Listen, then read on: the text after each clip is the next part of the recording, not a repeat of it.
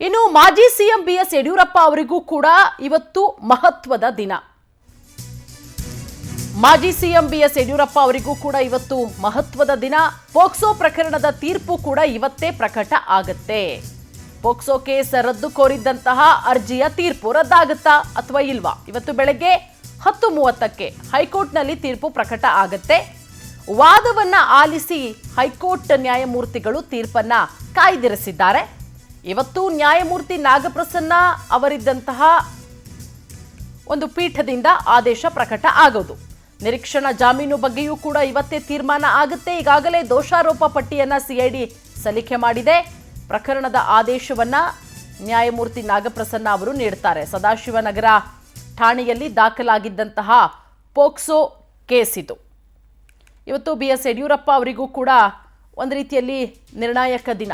POCSO ಕೇಸನ್ನು ರದ್ದು ಮಾಡಬೇಕು ಅಂತ ಹೇಳಿ ಹೈಕೋರ್ಟಲ್ಲಿ ಅರ್ಜಿ ಸಲ್ಲಿಸಿದ್ರು. ಎರಡೂ ಕಡೆಯ ವಾದ ಪ್ರತಿವಾದಗಳನ್ನು ಆಲಿಸಾಗಿದೆ. ಅದರ ಆದೇಶ ಕೂಡ ಇವತ್ತು ಪ್ರಕಟ ಆಗತ್ತೆ.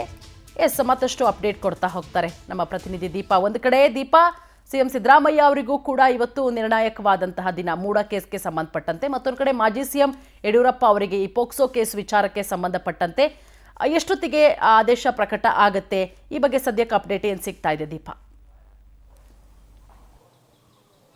ಪೂರ್ಣಿಮಾ, ಇವತ್ತು ಹಾಲಿ ಮತ್ತೆ ಮಾಜಿ ಸಿಎಂಗಳಿಗೆ ಒಂದಿಷ್ಟು ನಿರ್ಣಾಯಕ ದಿನ ಅಂದ್ರೆ ತಪ್ಪಾಗ್ಲಿಕ್ಕಿಲ್ಲ. ಯಾಕಂದ್ರೆ ಒಂದ್ ಕಡೆ ಸಿದ್ದರಾಮಯ್ಯ ಅವರ ಮೂಡ ಪ್ರಕರಣ, ಮತ್ತೊಂದು ಕಡೆ ಬಿಎಸ್ ಯಡಿಯೂರಪ್ಪನವರ ಪೋಕ್ಸೋ ಆ ಒಂದು ಪ್ರಕರಣ. ಅಂದ್ರೆ ಏನು ಸದಾಶಿವನಗರದಲ್ಲಿ ಮಹಿಳೆಯೊಬ್ಬಳು ತನ್ನ ಮಗಳಿಗೆ ಲೈಂಗಿಕ ಕಿರುಕುಳವನ್ನ ಯಡಿಯೂರಪ್ಪ ನೀಡಿದ್ದಾರೆ ಎನ್ನುವಂತಹ ನಿಟ್ಟಿನಲ್ಲಿ ಒಂದು ದೂರನ್ನ ದಾಖಲಿಸ್ತಾರೆ. ಅದರ ಬಳಿಕ ಅದು ಕೋರ್ಟ್ಗೆ ಹೋಗುತ್ತೆ. ಕೋರ್ಟ್ನಲ್ಲಿ ವಾದ ಪ್ರತಿವಾದಗಳು ನಡೆಯುತ್ತೆ. ಅದಾದ ಬಳಿಕ ಯಡಿಯೂರಪ್ಪನವರಿಗೆ ಒಂದು ಜಾಮೀನು ಕೂಡ ಸಿಗುತ್ತೆ. ಅಂದ್ರೆ ವಿಚಾರಣೆಗೆ ಕರೆಯುವಂತಹ ವಿಚಾರದಲ್ಲಿ ಜಾಮೀನು ಕೂಡ ಸಿಕ್ಕಿರುತ್ತೆ. ಅದರ ಒಂದು ಅಂತಿಮವಾದಂತಹ ಆದೇಶ ಕೂಡ, ಅಂದ್ರೆ ವಾದ ಪ್ರತಿವಾದ ಮುಗಿಸಿದ್ದಂತಹ ಕೋರ್ಟು ಆ ಒಂದು ಆದೇಶವನ್ನು ಕೂಡ ಕಾಯ್ದಿರಿಸಿದ್ರು. ಒಂದು ಕಡೆ ನಿರೀಕ್ಷಣಾ ಜಾಮೀನಿಗೂ ಕೂಡ ಅವರು ಅರ್ಜಿಯನ್ನ ಹಾಕೊಂಡಿದ್ದಾರೆ.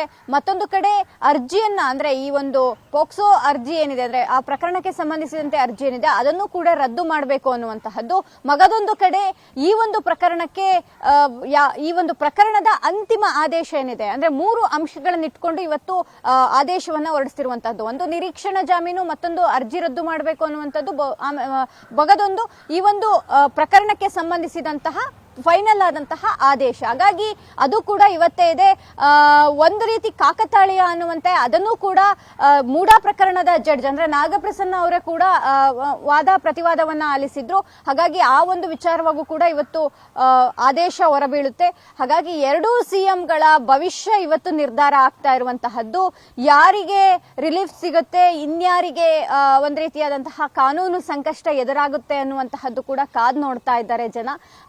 ಇವತ್ತಿನ ದಿನ ಇಬ್ಬ ನಾಯಕರಿಗೂ ಕೂಡ ನಿರ್ಣಾಯಕ ದಿನ ಅಂದ್ರೆ ತಪ್ಪಾಗಲ್ಲ Purnima. Okay, thank you Deepa ತಮ್ಮೆಲ್ಲ ಮಾಹಿತಿಗಾಗಿ.